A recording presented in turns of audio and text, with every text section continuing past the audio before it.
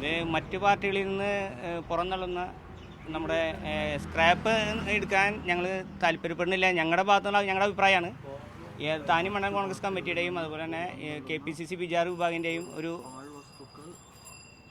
അഭിപ്രായമാണ്. നിലവിൽ ഒരുപാട് പ്രവർത്തകരിവിടെ ഉണ്ട്. അതുപോലെ തന്നെ നിങ്ങളെപ്പോലുള്ള ഒരുപാട് ആളുകൾ വർഷങ്ങളായി പ്രവർത്തിച്ചിട്ടുണ്ട്. നിങ്ങൾ ഏറ്റവും അധികം സമരം ചെയ്തിട്ടുള്ള ഒരു പക്ഷേ CC മൂന്നിന്റെ ഓഫീസിലേക്കായി അല്ലെങ്കിൽ ഈ നാട്ടിക മണ്ഡലത്തിലെ മറ്റ് CC മൂന്നിന്റെ പ്രവർത്തകർക്കെതിരായിരിക്കും. അപ്പോൾ അതെങ്ങനെയാണ് നിങ്ങൾ ഉൾക്കൊള്ളുക? ഞങ്ങൾ നേരത്തെ സൂചിപ്പിച്ച പോലെ ഒരുപാട് ചെറുപ്പക്കാർ ഈ സംവരണ മണ്ഡലം ആയതുകൊണ്ട് കുറച്ച് നാളുകളായിട്ട് 15 കൊല്ലമായിട്ട് വർക്ക് ചെയ്യുന്നവരുണ്ട്, 5 കൊല്ലമായിട്ട് വർക്ക് ചെയ്യുന്നവരുണ്ട്.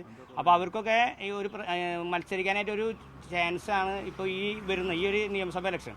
ഇത് രണ്ട് ടേമുള്ളൂ. ഇനി 25 കൊല്ലമാണ് ഇതിൻ്റെ സംവരണം.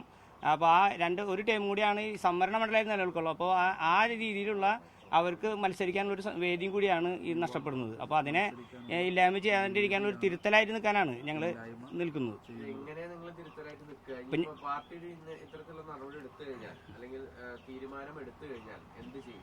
പാർട്ടിക്ക് ഒരിക്കലും എതിരെ ഞങ്ങൾ നിൽക്കില്ല ഈ കാര്യത്തിൽ. കാരണം പാർട്ടിയെ ധിക്കരിച്ചുകൊണ്ട് മുന്നോട്ട് പോവില്ല. കാരണം ഞങ്ങൾക്ക് പറയാനുള്ള കാര്യങ്ങൾ തുറന്ന് പറയുകയും ചെയ്യും. കാരണം അങ്ങനെ അത് ഇന്നലെ ഞങ്ങളിവിടെ ആരും ഉണ്ടായിരുന്നില്ല. ഞങ്ങൾ ഇന്നലെ കോഴിക്കോട് ഒരു ക്യാമ്പിലായിരുന്നു.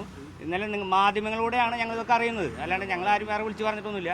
പക്ഷേ അപ്പോൾ അതുകൊണ്ട് ഇന്ന് ഇവിടെ താനി മണ്ഡലത്തിൽ ഇന്നലെ രാത്രി വന്ന് ഞങ്ങളിവിടുത്തെ 19 വാർഡ് കമ്മിറ്റികളാണ്.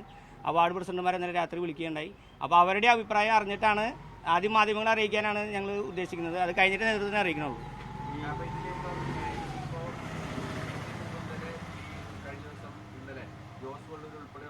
കാണുകയും ചെയ്തു. അതുപോലെ തന്നെ രമേശ് ചെന്നിത്തലയും KC വേണുഗോപാൽ ഉൾപ്പെടെയുള്ളവർ നേരിട്ട് വിളിച്ച് കാര്യങ്ങൾ തിരക്കുകയും ഇവിടെ നാട്ടികയിൽ മത്സരിക്കാൻ സ്വതന്ത്ര സ്ഥാനാർത്ഥിയെ മത്സരത്തിലൂടെ പിന്തുണ നൽകാമെന്നൊരു വാഗ്ദാനം നൽകിയെന്നാണ് CC മൂന്ന് പറയുന്നത്. അപ്പൊ അങ്ങനെയാണെങ്കിൽ എന്തായിരിക്കും നിങ്ങളുടേത്?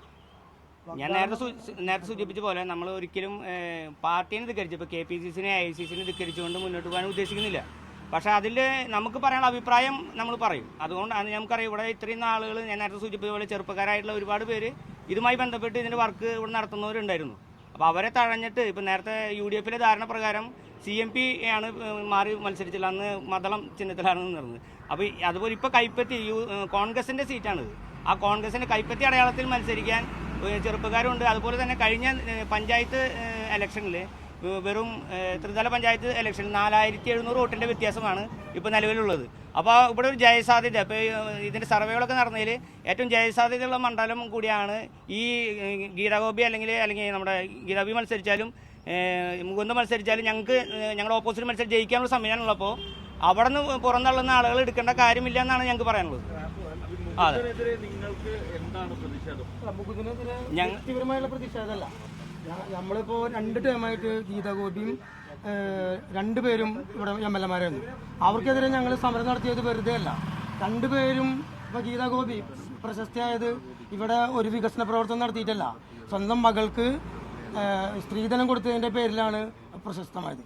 CC മുകുന്ദനായാലും പ്രശസ്തമായത് നാട്ടികയിലെ ഒരു വികസന പ്രവർത്തനം നടത്തിയിട്ടോ ഒരു കല്ലിട്ടിട്ടോ അല്ല. അദ്ദേഹം വീട്ടിൽ മഴവെള്ളത്തിൽ കെട്ടിമറിഞ്ഞ് വീണ് കാലൊടിഞ്ഞപ്പോഴാണ് അദ്ദേഹം പ്രശസ്തമായത്. ഞങ്ങൾ നിരന്തരമായി ഇവർക്കെതിരെ സമരങ്ങൾ നടത്തുന്നതാണ്.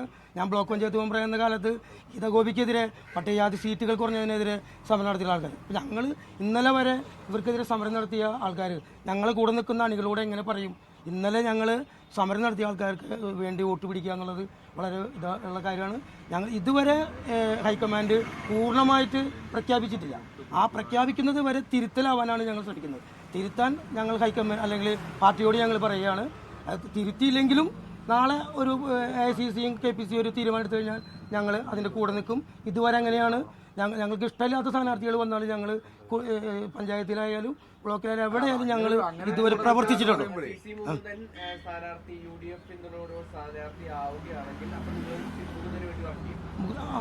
പാർട്ടിക്കൊപ്പം നിൽക്കും, അതിൽ സംശയമില്ല. വ്യക്തി എന്നുള്ളതല്ല ഞങ്ങൾ പറയുന്നത്. വെറും ഒരു പ്രതിഷേധമല്ല, ഇതിൽ മാറ്റം ഉണ്ടാവുന്നതാണ് ഞങ്ങളുടെ പ്രതീക്ഷ. അല്ലെ, മുകളിൽ നിന്നെല്ലാം തീരുമാനമായിട്ടുണ്ട് എന്ന തരത്തിലേക്ക് വരുന്ന സമയത്ത് നിങ്ങൾ എല്ലാം കഴിഞ്ഞ അവസാനം ഒരു പ്രതിഷേധം അറിയിക്കും, അതിനുശേഷം ഞങ്ങൾ കുറെ ദിവസങ്ങളായിട്ടുള്ള തീരുമാനം അറിയിക്കും എന്ന് പറഞ്ഞു കഴിഞ്ഞാൽ അതിൽ എന്തെങ്കിലും കാര്യമുണ്ടോ? അതായത് ഇന്നലെയാണ് ഇതിന്റെ കുറിച്ചുള്ള ചർച്ചകളും കൂടെ വന്നിട്ടുള്ളത്. ഞങ്ങളെ സംബന്ധിച്ചിപ്പോൾ നമുക്ക് ഈ ഓഫീസും മുകുന്ദന്റെ MLA ഓഫീസും തൊട്ടപ്പുറത്താണ്. ഞങ്ങളിവിടെ ആരും നാട്ടിലുണ്ടായിരുന്നില്ല. ഇന്നലെ ഞാൻ ഇവിടെ ഉൾപ്പെടെ കോഴിക്കോട് ഒരു ക്യാമ്പിലായിരുന്നു. അപ്പം മാധ്യമങ്ങൾ അവിടെ വെച്ചിട്ടാണ് മാധ്യമങ്ങൾ ഞങ്ങൾ അറിയുന്നത് ഇത്രയും സംഭവം ഇങ്ങനെ ഉണ്ടായിട്ടുണ്ടെന്ന്. അല്ലാതെ ഒരു വലിയ ദിവസങ്ങൾ തീരുമാനം എടുക്കാനായിട്ടുള്ള ഒരു സമയം കിട്ടിയിട്ടില്ല. അതിനൊരു ചർച്ചകളൊന്നും നടന്നിട്ടില്ല. ഇന്നലെയാണ് ഇതിനെക്കുറിച്ചൊരു തീരുമാനം ഉണ്ടായത്.